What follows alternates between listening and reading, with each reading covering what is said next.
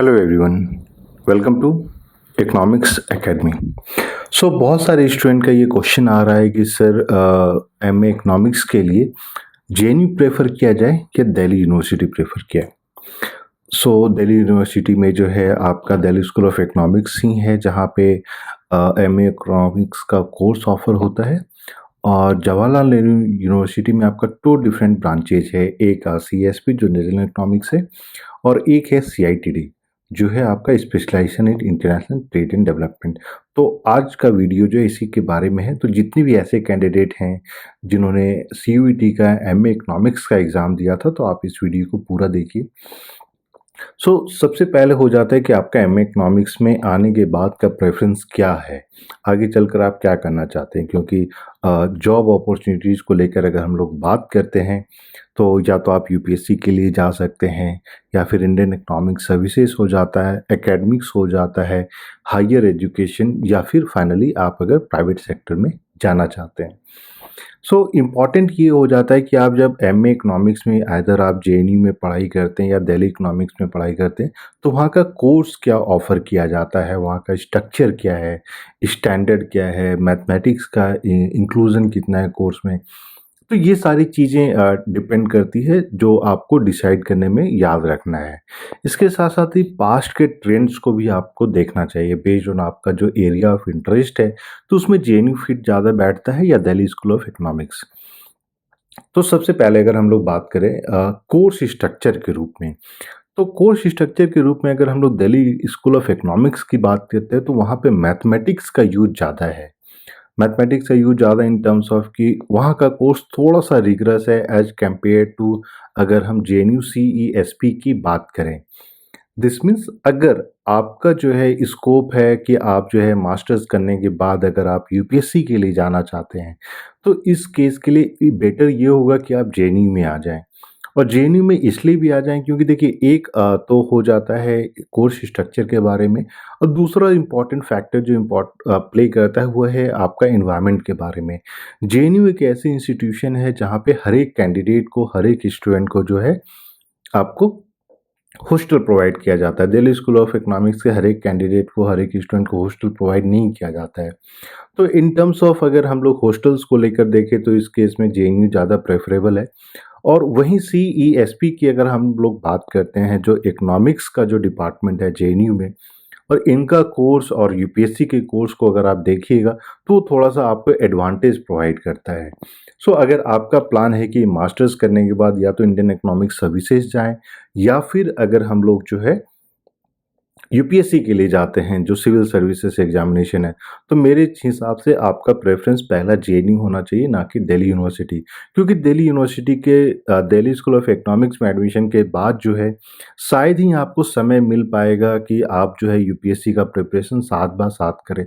JNU में वो थोड़ा-सा आपको जो है वो लिबर्टी मिल जाता है यूपीएससी के प्रिपरेशन करने के लिए। दूसरा आते हैं इन टर्म्स ऑफ, मान लीजिए ऐसे कैंडिडेट हैं जो हायर एजुकेशन के लिए जाना चाहते हैं, एकेडमिक्स कंटिन्यू करना चाहते हैं, PhDs and all.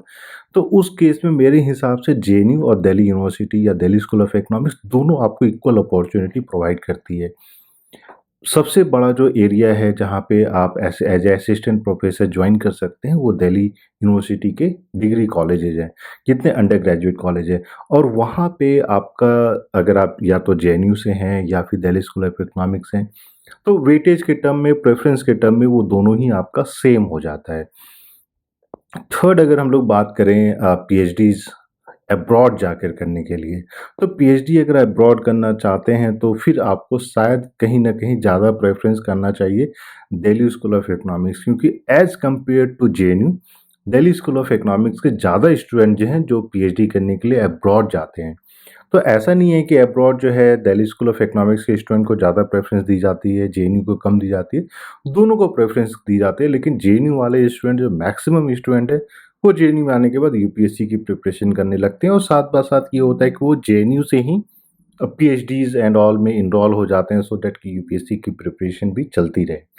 Finally fourth आ जाता है आपका, अगर मान लीजिए आप प्राइवेट सेक्टर में जाना चाहते हैं, तो अब क्योंकि जेएनयू एक ऐसी रिसर्च यूनिवर्सिटी है जहाँ पे स्टूडेंट का ओरिएंटेशन मोर टुवर्ड्स यूपीएससी है, तो पहले भी देखा गया है कि कंपनीज़ नहीं आना चाहती है जस्ट बिकॉज़ कि बहुत सारे स्टूडेंट का सिलेक्शन हो जाता है कंपनीज़ में, फिर भी वो जॉइन नहीं करते हैं या फिर जॉइन करने के कुछ समय के बाद जो है अपने जो कंपनीज़ को छोड़ के फिर यूपीएससी की प्रिपरेशन में लग जाते हैं या एकेडमिक्स में इंटर कर जाते हैं। तो इस हिसाब से जेएनयू के बच्चों को कम प्रेफ़र किया जाता है प्राइवेट सेक्टर में और जेएनयू में बहुत ही कम कंपनीज़ आती है। वहीं अगर दिल्ली स्कूल ऑफ इकोनॉमिक्स की हम लोग बात करें तो दिल्ली स्कूल ऑफ इकोनॉमिक्स अगर आप प्राइवेट सेक्टर में जाना चाहते हैं बड़ी-बड़ी एमएनसीज़ में जॉइन करना चाहते हैं, तो वहाँ पे Delhi school of economics India का फर्स्ट चॉइस हो जाता है सारे कंपनीज़ के लिए। दिस मीन्स प्राइवेट सेक्टर में अगर आप मान लीजिए एमए के बाद कोई स्टडी कंटिन्यू नहीं करना चाहते हैं, यूपीएससी का प्रिपरेशन नहीं, कोई सेकंड ऑप्शन लेके नहीं चलना चाहते हैं, आप कहें कि हाँ, एमए मेरा लास्ट है, एमए कंप्लीट करने के बाद जो है मुझे प्राइवेट सेक्टर में इंटर करके पैसे कमाना है, तो इसके लिए फिर आपको 100% जो है टारगेट करना चाहिए दिल्ली स्कूल ऑफ इकोनॉमिक्स। तो ये मैंने सोचा कि ये डिफरेंस जो है बिटवीन चूज़िंग कॉलेजेस कि किस तरीके से चूज़ किया जाए, कौन-सा प्रेफ़रेंस रखा जाए, एक बार मैंने सोचा कि आप लोगों से शेयर कर लिया जाए। और जितने ऐसे कैंडिडेट हैं जो नेक्स्ट ईयर के लिए अप्लाई करना चाह रहे हैं, तो एटलीस्ट इस बार का जब कट ऑफ आ जाएगा 17th ऑफ अगस्त को, अब 17th ऑफ अगस्त को दोनों जेएनयू एंड डीयू का कट ऑफ आने वाला है। तो किसका कट ऑफ कितना जाएगा क्योंकि सेम कैंडिडेट दोनों जगह अप्लाई करेंगे क्योंकि अब सिंगल एग्ज़ाम के थ्रू ही दोनों यूनिवर्सिटीज़ या इंस्टीट्यूशंस में एडमिशन दिए जाएँगे। तो कट ऑफ आने के बाद वो सारी चीज़ें क्लियर हो जाएगी कि किस कट ऑफ में किस कैंडिडेट ने कहाँ पे अपना फर्स्ट चॉइस डाला है। तो इससे भी बहुत सारी चीज़ें क्लियर हो जाएगी उन कैंडिडेट्स के लिए जो नेक्स्ट ईयर के लिए अप्लाई करना चाह रहे हैं। और जितने ऐसे कैंडिडेट हैं जो अप्लाई करना चाह रहे हैं तो इकोनॉमिक्स एकेडमी की तरफ से जो है सितंबर में इसकी ऑनलाइन क्लासेस स्टार्ट होगी और क्लासेस में आपको study material, question bank, test series, previous papers, UGC NET paper सारा कंप्लीट डिटेल्स, कंप्लीट प्रिपरेशन कराया जाएगा। तो इसके लिए आपको कॉल या मैसेज करना है 8448878849 पे या फिर वीडियो के डिस्क्रिप्शन में गूगल फॉर्म है, उस गूगल फॉर्म को फिल कर दीजिए and will be sharing all the details. इसके अलावा भी एडमिशन रिलेटेड कोई भी इन्फॉर्मेशन आपको चाहिए तो आप इसी नंबर पे कॉल या मैसेज करके भी पूछ सकते हैं।